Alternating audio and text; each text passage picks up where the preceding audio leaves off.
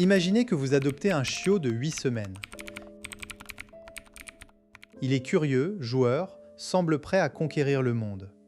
Vous pensez avoir des mois devant vous pour le socialiser, l'habituer aux humains, aux autres chiens, au bruit de la ville. C'est ce que tout le monde dit, laisse-lui le temps, il est jeune, ça viendra. Mais la science vous révèle une vérité bien plus serrée, la fenêtre de socialisation, cette période où le cerveau du chiot est littéralement programmé pour apprendre ce qui est sûr et ce qui est dangereux, se referme entre la 12e et la 16e semaine. Pas à 6 mois, pas à 1 an. À 16 semaines, le couvercle se verrouille. Passé ce délai, chaque nouvelle rencontre devient un défi, chaque situation inconnue peut basculer dans la peur. Et vous, sans le savoir, avez peut-être déjà perdu des semaines précieuses. Ce n'est pas une théorie alarmiste, c'est le résultat des travaux fondateurs de Scott et Fuller qui ont cartographié les périodes sensibles du développement canin dans les années 1960. Leur constat est sans appel. La période de socialisation primaire s'étend de 3 à 12 à 14 semaines, avec un pic entre 6 et 8 semaines. Après 16 semaines, les mécanismes d'apprentissage de la peur prennent le dessus. Le chiot n'est plus une éponge neutre, il devient un filtre qui catégorise le monde en connu et sûr contre inconnu et potentiellement menaçant. En d'autres termes, chaque jour avant 16 semaines est une opportunité unique. Dans cette vidéo, vous allez comprendre exactement pourquoi cette fenêtre existe, comment elle fonctionne au niveau neurologique et surtout, ce que vous pouvez faire concrètement pour ne pas la laisser se fermer sans avoir préparé votre chiot au monde qui l'attend. Je vais vous donner 3 techniques précises, validées par la recherche, pour maximiser chaque jour de cette période critique. Et si votre chiot a déjà dépassé 16 semaines, ne partez pas, nous verrons comment rattraper le temps perdu sans précipitation. Beaucoup de propriétaires croient que socialiser un chiot signifie simplement le mettre en contact avec d'autres chiens. On imagine une cour de récréation canine où tous les chiots jouent ensemble. Mais cette vision romantique ignore une vérité fondamentale. La socialisation n'est pas l'exposition brute. C'est l'expérience positive structurée. Un chiot qui rencontre un chien agressif à 8 semaines n'apprend pas « les chiens sont sympas », il apprend « les chiens font peur », et comme son cerveau est en plein développement, cette peur peut s'ancrer profondément, conditionnant toutes ses futures interactions. Le pire, c'est que beaucoup de vétérinaires et d'éducateurs recommandent encore d'attendre la fin des vaccinations, vers 16 semaines, pour sortir le chiot. C'est exactement le moment où la fenêtre se ferme. Le Dr R.K. Anderson, vétérinaire comportementaliste, a démontré que les risques de problèmes comportementaux liés à une socialisation tardive sont bien supérieurs aux risques sanitaires d'une exposition précoce contrôlée. En clair, attendre les vaccins pour socialiser, c'est échanger un risque faible de maladie contre un risque élevé de troubles du comportement. Ce paradigme du « tout jouer, tout de suite » est un piège. Socialiser, ce n'est pas forcer le chiot à tout affronter. C'est lui offrir des expériences variées, graduées, positives, où il garde le contrôle. Un chiot qui peut s'approcher d'un objet étrange à son rythme, recevoir une récompense et repartir quand il le souhaite, intègre que le monde est gérable. Au contraire, un chiot maintenu de force devant un aspirateur en marche associe l'aspirateur à la peur et à l'impuissance. Alors, que se passe-t-il exactement dans le cerveau du chiot pendant cette fenêtre? Le mécanisme est fascinant et explique tout. Durant les premières semaines de vie, le cerveau du chiot produit un excès de neurones et de connexions synaptiques, c'est la synaptogénèse. Mais ce trop-plein n'est pas viable. Le cerveau doit sélectionner les connexions utiles et élaguer les autres. Ce processus, appelé élagage synaptique, est guidé par l'expérience. Les connexions qui sont activées par des expériences positives, une main qui caresse, un bip sonore suivi d'une friandise, sont renforcées. Celles qui ne sont pas utilisées ou qui sont associées à la peur sont élaguées ou réaffectées à des circuits de survie. Ainsi, chaque nouvelle expérience pendant la période sensible sculpte littéralement l'architecture cérébrale du chiot. C'est pourquoi une socialisation riche et positive, si tôt, est cruciale. Elle construit un cerveau confiant, capable de discriminer finement entre un danger réel et une simple nouveauté. La recherche de Scott et Fuller a montré que les chiots élevés dans un environnement enrichi, avec des humains, d'autres chiens, des objets, des bruits variés, présentent une plus grande flexibilité comportementale et moins de réactions de peur face à l'inconnu. A l'inverse, les chiots privés de cette exposition, même pour quelques semaines, développent des peurs durables et une difficulté à s'adapter. La fenêtre de 16 semaines n'est pas une date magique, c'est la limite au-delà de laquelle l'élagage a déjà massivement réduit la plasticité du cerveau social. Prenons un exemple concret. Laura, une graphiste de 34 ans vivant à Bordeaux, adopte un chiot border collie nommé Nougat. Elle a suivi les conseils de son vétérinaire. Premier vaccin à 8 semaines, deuxième à 12, troisième à 16 est sortie uniquement après le rappel. Pendant les 8 premières semaines chez elle, Nougat ne voit que le jardin. Laura le promène en voiture jusqu'à un petit bois désert pour qu'il se dégourdisse. Résultat, à 16 semaines, Nougat a rencontré exactement 3 humains, Laura, son compagnon, et une voisine, aucun autre chien, jamais vu un vélo, jamais entendu le bruit d'une rue.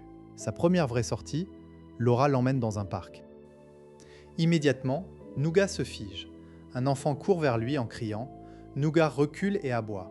Un chien arrive en laisse. Nougat grogne. Laura est catastrophée.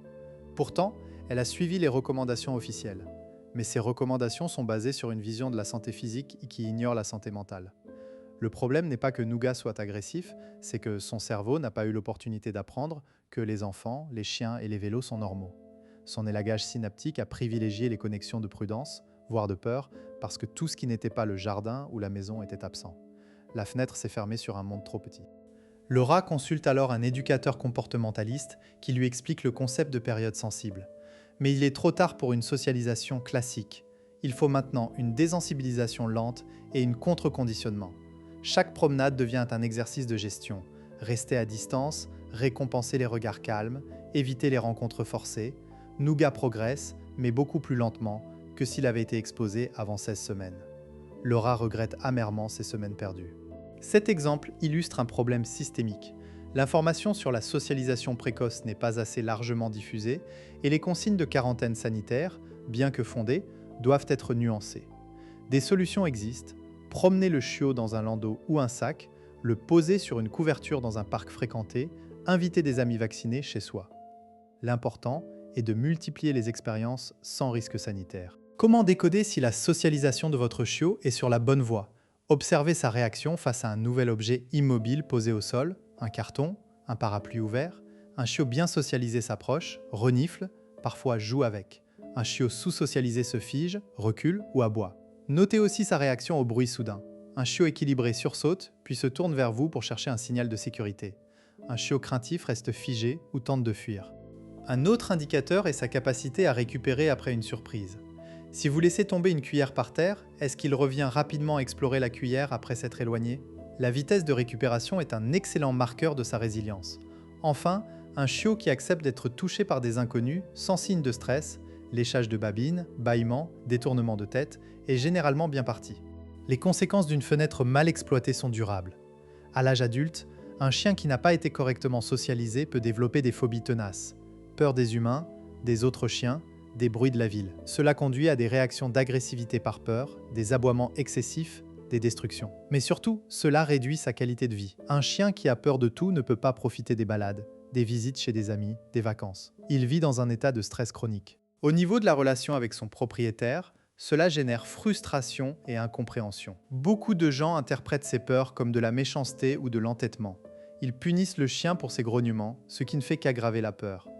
C'est un cercle vicieux qui mène souvent à l'abandon ou à l'euthanasie. Selon une étude de l'université de Bristol, les problèmes comportementaux sont la première cause d'abandon des chiens de moins de 2 ans et un défaut de socialisation en est souvent la racine. Technique numéro 1, les promenades en sac ou landau. Avant 16 semaines, sortez votre chiot dans un sac de transport ou un landau pour chiot, même s'il n'a pas encore tous ses vaccins. Cela lui permet de voir, entendre et sentir le monde en toute sécurité.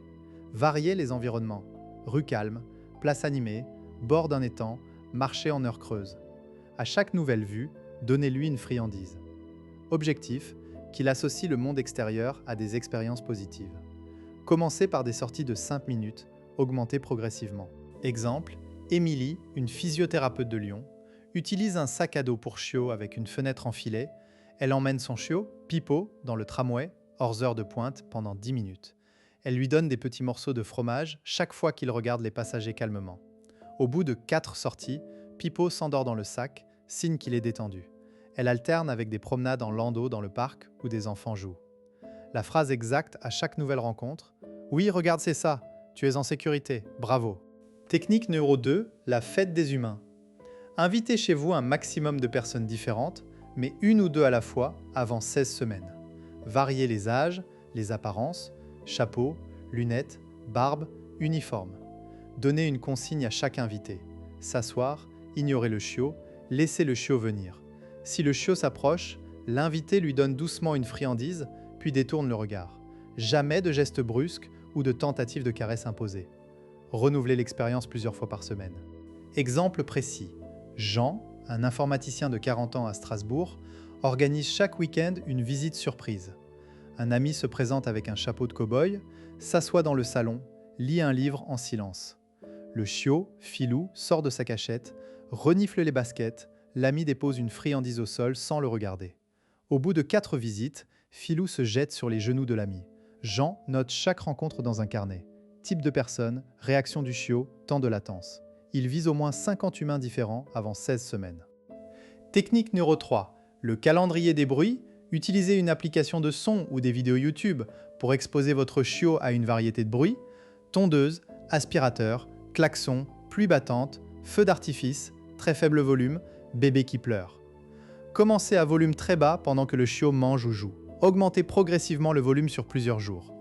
Associez chaque bruit à une récompense, le bruit devient un signal de friandise.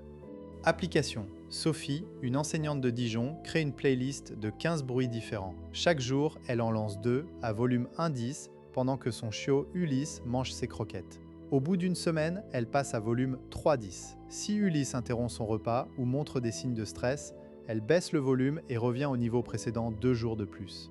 La phrase clé « J'adore ce bruit, c'est top », dite avec un ton joyeux avant chaque déclenchement. Ces 3 techniques, combinées, couvrent les 3 piliers de la socialisation. L'environnement, visuel, olfactif, les humains et les sons. L'ordre n'a pas d'importance, mais la régularité est cruciale. Au moins une sortie de socialisation par jour, une visite par semaine et 2 séances de bruit par semaine. Vous vous dites peut-être « Mon chiot a déjà 18 semaines, est-ce trop tard ?» Absolument pas. La fenêtre n'est pas une porte qui claque brutalement. Elle se referme progressivement. Le travail sera plus long, plus délicat, mais possible. Vous devrez avancer par très petits pas, en respectant scrupuleusement le seuil de peur de votre chien. N'essayez pas de rattraper le temps en précipitant les présentations. Une seule mauvaise expérience peut renforcer les peurs. Consultez un éducateur comportementaliste pour vous guider. Un autre doute fréquent. Et les vaccins ? Je ne veux pas risquer la santé de mon chiot. Vous avez raison de vous inquiéter. Mais sachez que les zones à faible risque existent. Balcon, jardin privé, trottoir nettoyé, voiture de membres de la famille. Demandez à votre vétérinaire quels quartiers sont sûrs dans votre ville. L'important est de commencer même timidement, plutôt que d'attendre 16 semaines sans aucune exposition. Enfin, certains me diront « Mais mon chien adulte est très bien socialisé sans que j'aie fait tout ça. » Je vous réponds « Tant mieux pour vous, vous avez eu de la chance. » Mais comptez sur vos doigts le nombre de chiens équilibrés que vous croisez dans la rue. Combien d'entre eux tirent, aboient, grognent. La socialisation précoce est le meilleur investissement pour un chien confiant. Vous n'avez pas à être parfait, mais chaque expérience positive compte. Comme disait le Dr John Paul Scott, co-auteur de l'étude fondatrice, la période sensible est une chance unique de construire un chien sociable. Une fois passé, on ne peut que réparer, non plus construire. Alors, si votre chiot a moins de 16 semaines, agissez dès aujourd'hui. Planifiez une sortie en sac demain matin. Invitez un ami chapeauter ce week-end. Lancez un son de pluie pendant le dîner. Chaque jour est une brique dans les fondations de son équilibre futur. Et si votre chien est plus âgé, ne désespérez pas. La réhabilitation est lente, mais elle existe. Abonnez-vous pour ne pas manquer la prochaine vidéo sur la désensibilisation des chiens adultes. En attendant, je vous laisse sur une question. Quel est le plus grand défi de socialisation que vous rencontrez avec votre chien ? Partagez-le en commentaire.